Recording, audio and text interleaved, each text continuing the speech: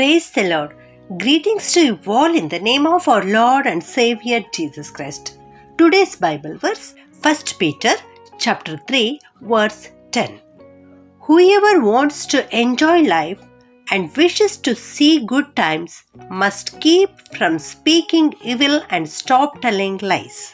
ಪೇತ್ರನು ಬರೆದ ಮೊದಲನೇ ಪತ್ರಿಕೆ 3ನೇ ಅಧ್ಯಾಯ 10ನೇ ವಚನ.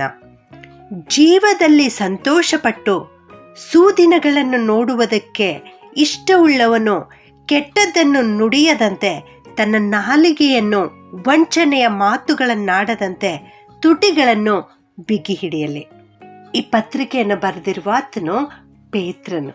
ಹೌದು, ಯೇಸು ಸ್ವಾಮಿಯ ಶಿಷ್ಯನಾಗಿರುವಂಥ ಪೇತ್ರನು ಈ ಪತ್ರಿಕೆಯನ್ನು ಬರೆದಿದ್ದಾನೆ. ಆತನಿಗೆ ಧರ್ಮಶಾಸ್ತ್ರವೆಲ್ಲ ಗೊತ್ತಿತ್ತು ಪ್ರಿಯರೇ. ಶಾಸ್ತ್ರದಲ್ಲಿ ಈ ರೀತಿ ಬರೆದಿದೆ ಎನ್ನುವಂಥದ್ದನ್ನು ಇಲ್ಲಿ ತನ್ನ ಪತ್ರಿಕೆಯಲ್ಲಿ ಕೂಡ ತಿಳಿಸಿಕೊಡ್ತಾ ಇದ್ದಾರೆ. ಹೌದು, ಕೀರ್ತನೆ ಗ್ರಂಥದಲ್ಲಿ ಬರೆದಿರ್ತಕ್ಕಂಥ ಮಾತನ್ನು ಇಲ್ಲಿ ತಿರುಗಿ ಅವನು ತಿಳಿಸಿಕೊಡ್ತಾ ಇದ್ದಾನೆ. ಮೊದಲನೆಯದಾಗಿ ಏನಪ್ಪ ಅಂದರೆ, ನಿನ್ನ ಜೀವನದಲ್ಲಿ ನೀನು ಯಾವಾಗಲೂ ಸಂತೋಷ ಪಡಬೇಕು, ನೀನು ಸುಖದಿಂದ ಇರಬೇಕು. ನಿನ್ನ ಜೀವಿತದಲ್ಲಿ ಸುದಿನಗಳು ಅಂದರೆ ಒಳ್ಳೆ ದಿನಗಳೇ ಇರಬೇಕು ಎನ್ನುವುದನ್ನು ನೀನು ಇಷ್ಟಪಡುವುದಾದರೆ, ಆ ಒಳ್ಳೆ ದಿನಗಳನ್ನು ನೋಡುವುದಕ್ಕೆ ನೀನು ಇಷ್ಟಪಡುವುದಾದರೆ ಒಂದು ಕೆಲಸ ಮಾಡಬೇಕಂತೆ. ಅದ್ಯಾವುದಂದರೆ, ನೀನು ಕೆಟ್ಟದ್ದನ್ನು ನುಡಿಯಬಾರದು. ಕೆಟ್ಟದನ್ನು ನುಡಿಯದಂತೆ ನಿನ್ನ ನಾಲಿಗೆಯನ್ನು ಬಿಗಿ ಹಿಡಿದುಕೋ ಎಂಬುದಾಗಿ.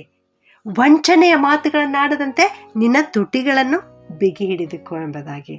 ಹೌದು, ನಾವು ಕೆಟ್ಟ ಮಾತನ್ನು ಆಡಬಾರದು ಎಂಬುದಾಗಿ ದೇವರ ವಾಕ್ಯ ಇವತ್ತು ನಮಗೆ ತಿಳಿಸಿಕೊಡ್ತಾ ಇದೆ.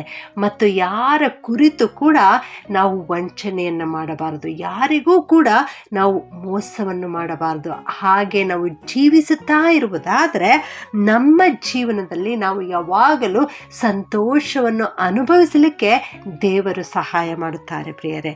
ನಮ್ಮ ಜೀವನದಲ್ಲಿ ಒಳ್ಳೆ ದಿನಗಳನ್ನು ಕಾಣಲಿಕ್ಕೆ ದೇವರು ಸಹಾಯ ಮಾಡುತ್ತಾರೆ.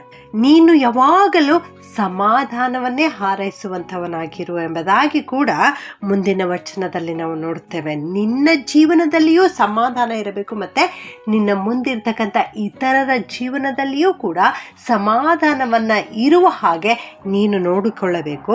ಕೆಟ್ಟದ್ದನ್ನು ಬಿಟ್ಟು ಒಳ್ಳೆಯದನ್ನೇ ಮಾಡು ಎನ್ನುವಂಥದ್ದನ್ನು ದೇವರ ವಾಕ್ಯ ಇವತ್ತು ನಮಗೆ ತಿಳಿಸಿಕೊಡ್ತಾ ಇದೆ ಪ್ರಿಯರೇ. ಕೀರ್ತನೆ 34:12ನೇ ವಚನದಲ್ಲಿ ನಾವು ನೋಡ್ತೇವೆ. ಅಲ್ಲಿ ಕೀರ್ತನೆಗಾರನು ಈ ರೀತಿ ಹೇಳ್ತಾ ಇದ್ದಾನೆ, ದೀರ್ಘಾಯುಷ್ಯವು ಬೇಕು ಎಂಬುದಾಗಿ. ಅಲ್ಲಿ ಪೇತ್ರನು ಹೇಳ್ತಾ ಇದ್ದಾನೆ, ನಿನ್ನ ಜೀವನದಲ್ಲಿ ನೀನು ಸಂತೋಷ ಪಡಬೇಕು, ನೀನು ಸುದಿನಗಳನ್ನು ನೋಡಬೇಕಂದರೆ ಕೆಟ್ಟದ್ದನ್ನು ಮಾಡಬೇಡ, ಕೆಟ್ಟದ್ದನ್ನು ನುಡಿಯಬೇಡ, ಯಾರಿಗೂ ಮೋಸ ಮಾಡಬೇಡ ಎಂಬುದಾಗಿ. ಇಲ್ಲಿ ಕೀರ್ತನೆಗಾರನು ಕೇಳ್ತಾ ಇದ್ದಾನೆ, ನಿನಗೆ ದೀರ್ಘಾಯುಷ್ಯವು ಬೇಕು ಎಂಬುದಾಗಿ. ದೀರ್ಘಾಯುಷ್ಯ ಬೇಕಾದರೆ ನೀನು ಏನು ಮಾಡಬೇಕೆಂಬುದಾಗಿ ಇಲ್ಲಿ ಹೇಳ್ತಾ ಇದ್ದಾನಂದರೆ, ನಿನಗೆ ದೀರ್ಘಾಯುಷ್ಯ ಬೇಕು, ನೀನು ಬಹು ದಿವಸ ಬದುಕಿ ಸುಖವನ್ನು ಅನುಭವಿಸಬೇಕು ಅಂದರೆ ಹೀಗೆ ಮಾಡು ಎಂಬುದಾಗಿ ಅಲ್ಲಿ 13ನೇ ವಚನದಲ್ಲಿ ಹೇಳ್ತಾ ಇದ್ದಾನೆ. ಏನೆಂದರೆ, ಕೆಟ್ಟದ್ದಕ್ಕೆ ಹೋಗದಂತೆ ನಿನ್ನ ನಾಲಿಗೆಯನ್ನು ಕಾದುಕೋ. ಯಾವ ಕೆಟ್ಟ ಕಾರ್ಯಗಳನ್ನು ನೀನು ಮಾಡಬೇಡ, ಯಾವ ಕೆಟ್ಟ ಮಾತುಗಳನ್ನು ನಿನ್ನ ಬಾಯಿಂದ ನುಡಿಯಬೇಡ. ವಂಚನೆಯ ಮಾತುಗಳಿಗೆ ನಿನ್ನ ತುಟಿಯನ್ನು ಬಿಗಿಯಾಗಿ ಹಿಡಿದುಕೋ. ಕೆಟ್ಟದನ್ನು ಬಿಟ್ಟು ಒಳ್ಳೆಯದನ್ನೇ ಮಾಡು, ಸಮಾಧಾನವನ್ನು ಹಾರೈಸು, ಅದಕ್ಕಾಗಿ ಪ್ರಯತ್ನ ಪಡು. ಆಗ ಕರ್ತನು ಖಂಡಿತವಾಗಿಯೂ ನಿನ್ನ ಜೀವಿತದಲ್ಲಿ ದೀರ್ಘಾಯುಷ್ಯವನ್ನು ಅನುಗ್ರಹಿಸುತ್ತಾರೆ. ಕೀರ್ತನೆ 41:3 ಈ ರೀತಿ ನಾವು ನೋಡ್ತೇವೆ, ಅವನು ಅಸ್ವಸ್ಥನಾಗಿ ಬಿದ್ದುಕೊಂಡಿರುವಾಗ ಯೆಹೋವನು ಅವನನ್ನು ಉದ್ಧರಿಸುವನು ಎಂಬುದಾಗಿ. ಅವನು ಅಂದರೆ ಯಾರು? ಮೇಲಿನ ವಚನದಲ್ಲಿ ನಾವು ನೋಡ್ತೇವೆ, ದಿಕ್ಕಿಲ್ಲದವನನ್ನು ಪರಾಂಬರಿಸುವವನು ಎಂಬುದಾಗಿ.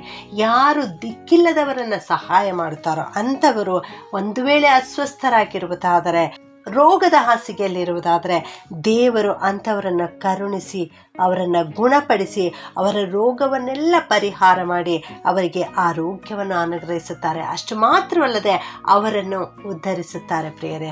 ಹೌದು ನನ್ನ ಪ್ರಿಯ ದೇವಜನರೇ, ಇವತ್ತಿನ ವಾಕ್ಯ ನಮಗೆ ತಿಳಿಸುತ್ತಾ ಇದೆ, ನಮ್ಮ ಜೀವನದಲ್ಲಿ ಸಂತೋಷವಿರಬೇಕು, ನಮಗೆ ಒಳ್ಳೆಯ ದಿನಗಳು ನಾವು ಕಾಣಬೇಕು, ನಾವು ದೀರ್ಘಾಯುಷ್ಯವನ್ನು ಅನುಭವಿಸಬೇಕು ಅನ್ನುವುದಾದರೆ ಕೆಟ್ಟದ್ದನ್ನು ನುಡಿಯಬಾರದು, ವಂಚನೆಯ ಮಾತುಗಳಿಗೆ ನಮ್ಮ ನಾಲಿಗೆಯನ್ನು ಬಿಗಿ ಹಿಡಿದುಕೊಳ್ಳಬೇಕು.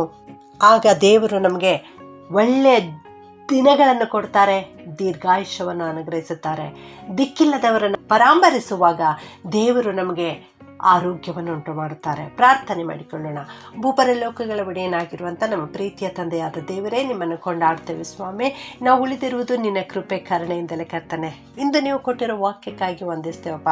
ನಿನ್ನ ಜೀವನದಲ್ಲಿ ಸಂತೋಷ ಬೇಕೆಂದರೆ ನೀನು ಕೆಟ್ಟದ್ದನ್ನು ನುಡಿಯಬೇಡ, ವಂಚನೆಯ ಮಾತುಗಳನ್ನು ಆಡಬೇಡ ಎನ್ನುವಂಥ ವಾಕ್ಯವನ್ನು ಕಲಿಸಿಕೊಟ್ಟದ್ದಕ್ಕಾಗಿ ನಿಮ್ಮನ್ನು ಕೊಂಡಾಡ್ತೇವೆ ಕರ್ತನೆ. ಈ ವಾಕ್ಯ ಕೇಳಿಸಿಕೊಳ್ಳುತ್ತಿರುವ ಪ್ರತಿಯೊಬ್ಬೊಬ್ಬರನ್ನು ಆಶೀರ್ವಾದ ಮಾಡು ತಂದೆಯೇ. ಅಪ್ಪ, ಇವರೂ ಕೂಡ ತಮ್ಮ ಜೀವನದಲ್ಲಿ ಯಾವಾಗಲೂ ಸಂತೋಷವನ್ನು ಅನುಭವಿಸಬೇಕು ಎಂಬುದಾಗಿ ಹಾರೈಸ್ತಾ ಇದ್ದಾರೆ ಕರ್ತನೆ. ಸಮಾಧಾನ ಬೇಕು ಎಂಬುದಾಗಿ ಹಾರೈಸ್ತಾ ಇದ್ದಾರೆ ಕರ್ತನೆ. ಒಳ್ಳೆ ದಿನಗಳನ್ನು ಕಾಣಬೇಕೆಂಬುದಾಗಿ ಇವರು ಅನೇಕ ದಿವಸಗಳಿಂದ ದೇವ ಪ್ರತಿನಿತ್ಯ ನಿನ್ನ ಹತ್ತಿರ ಬಂದು ಮೊರೆ ಇಡ್ತಾ ಇದ್ದಾರೆ ದೇವ.